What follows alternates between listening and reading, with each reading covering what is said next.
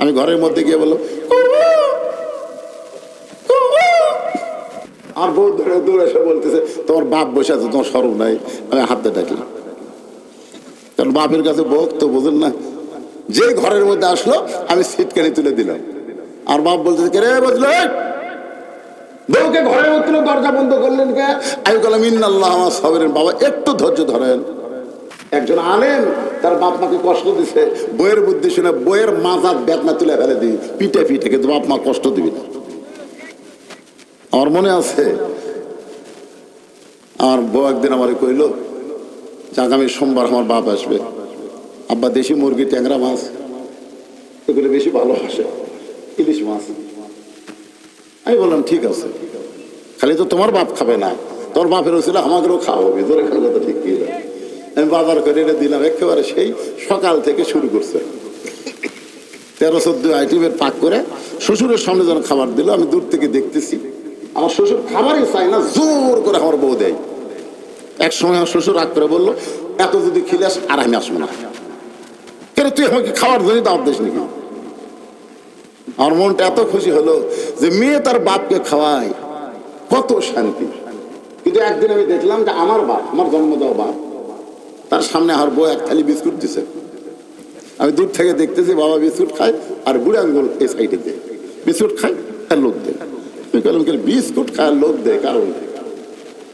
আমি কাছে এসে বাপকে যখন সালাম দিলাম আসসালামু আলাইকুম, আমার বাবা সালামের উত্তর না দেখে তুই কি ভালো বিস্কুট দেখিস না? আমি যতবার আসি তোর বউ একখানি করে বিস্কুট দেয় আর বিস্কুট খেলে দাঁতের সাথে লাগা যায়। বিশ্বাস করেন আমি একটা বিস্কুট মুখ দিয়ে দেখলাম একেবারে বিস্কুট বয়কা হয়ে গেছে। চিন্তা করলাম কি এত বিস্কুট হলি কিনি, আর বাপের সামনে বয়কা বিস্কুট, আর বাপের সামনে 13 আইটেমের খাবার, আর আমার বয়কা বিস্কুট। আমার আমল আছে না নাই? আমল আমল। আল্লাহ বলেছেন লিয়াবলুয়াকুম আইয়ুকুম আহসানু আমালান ওয়া হুয়াল আজিজুল গফুর। সন্তান, আমি আল্লাহ তোমাকে ভালো আমলের পরীক্ষা করব। তোমার শ্বশুরের সামনে 13 আইটেম আর বাপকে বয়কা বিস্কুট দিছে, তোর করার কিছুই নাই। আমি আস্তে করে ঘরের মধ্যে ঢুকলাম। ঘরের মধ্যে ঢুকে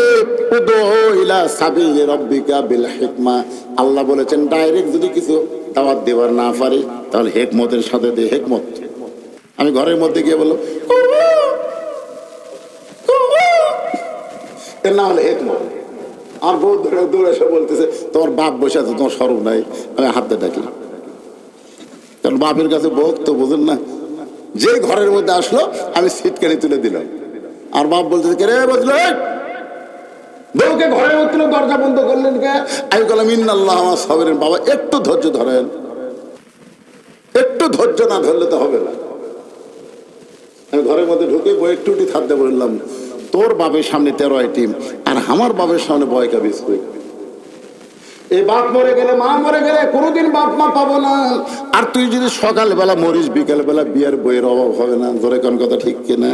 ছাড়া দিলেও বউ পাওয়া যায়, মরে গেলেও বিয়ে করা যায়, কিন্তু বাপ মা যদি মরে কিয়ামত পর্যন্ত আর বাপ মা পাবো না। সেই বাপ মারে বয়কা বিস্কুট দিবি। আমি তোকে যেই বলছি তোকে আর কিছুই বলি নাই।